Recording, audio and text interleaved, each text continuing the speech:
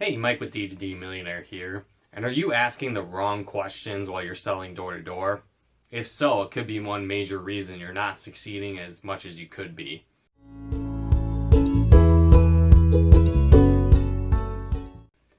So one thing to really keep in mind is that door-to-door sales is as much about asking the right questions as it is avoiding the wrong questions. You only get one chance at a first impression, and you only have so much time to make an impact and get a result while you're talking to a potential customer. So if you ask the wrong questions, it could sabotage your future results with that person. Now, one of the best things that you always want to shoot for while you're selling door to door is the idea of coming across as a messenger of good news rather than being just someone there to sell them something. And so when you ask the right or wrong questions, it can really push you in either direction, whether you're going to come off as just a person trying to sell something or as that person that's just a messenger of good news. So one thing to keep in mind and a type of questioning you want to avoid is direct yes or no questions. Now, this can sometimes be used in an effective way, but more often than not, it ends up hindering your sales process and pushing you further away from the sale rather than leading you into the sale.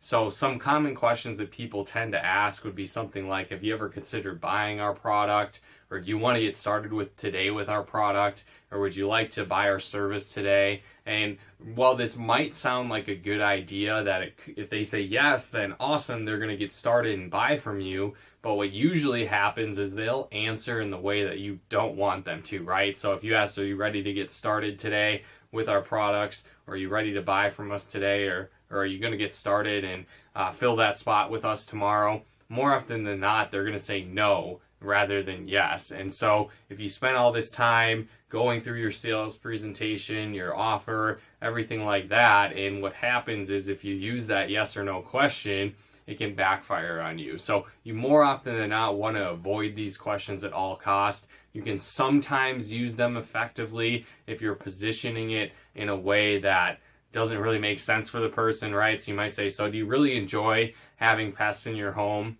Obviously, most people are going to say, no, we don't enjoy that, right? Or did you know that there was a break-in last week in your neighborhood? For example, if you were selling security systems, where, again, it doesn't really matter in that case if they say yes or no. You kind of use it to re-engage the potential customer, to draw them out if they weren't really paying attention, or whatever the case might be. When you use a yes-no question in that way, it can sometimes be effective. But again, more often than not, when you lead with a yes-no question, it can end up backfiring and, again, hurt your sales process and push you further away from the sale. Another better form of questioning to use falls into what we call a find out question. And that's basically just like it sounds. You want to use this type of questioning to find out more information about your potential customer and how you can help them. Because the more information you have about the person that you're talking to, the better chances are that you're going to find some type of information that's going to lead you to a sale, or how you can better assist them, or how your products and services could be a perfect fit for their wants, their needs, a problem that they have, finding that solution. And so a couple examples of this type of questioning might be, so where do you typically see pests in your home? More inside your home or more outside your home? Or what is your biggest concern about the security of your neighborhood right now?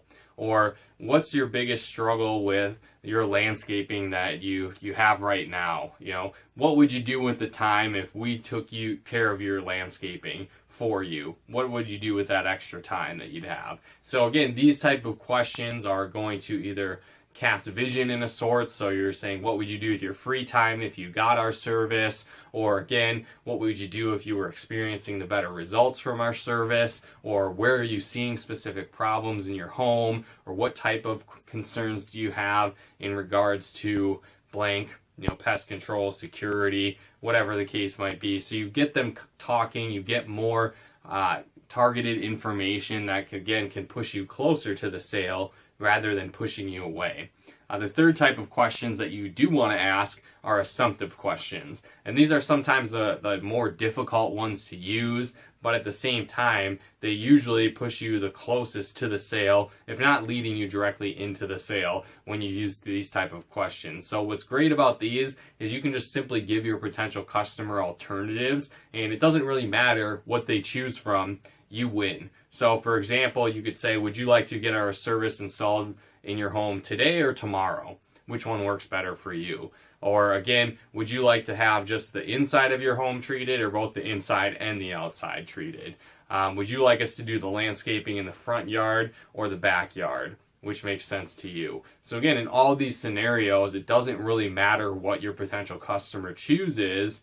You win, right? It leads to the sale. It leads to that next step in your sales process, whatever the case might be. You give them options that they can choose from, and you make the assumption that they're already going to buy. And so again, when you lead with different options that go in that direction, you're going to get a lot better results. So again, practice those. It can take some time to think of good ones for the industry or products or services that you work with. But again, the more that you can focus on those assumptive questions and find out questions, and then avoiding the yes/no questions, the better results you're going to get while you're selling door to door. So again, hopefully you got some benefit and value out of this video. If you did, feel free to comment and share. And then if you are looking for a new door-to-door sales opportunity this coming season, be sure to head on over to d2dmillionaire.com /work with D2D. You can fill out that application there. We're hiring. We're looking for some new leaders to work with our sales teams. So if you're looking for a new door-to-door sales opportunity, like I said, be sure to head on over to d2dmillionaire.com /work with D2D and fill out that application, and one of our team members will get back to you as soon as we can and help you get rolling and see if it's a fit with us and our team. But again, thanks so much for tuning in. We'll talk to you more soon.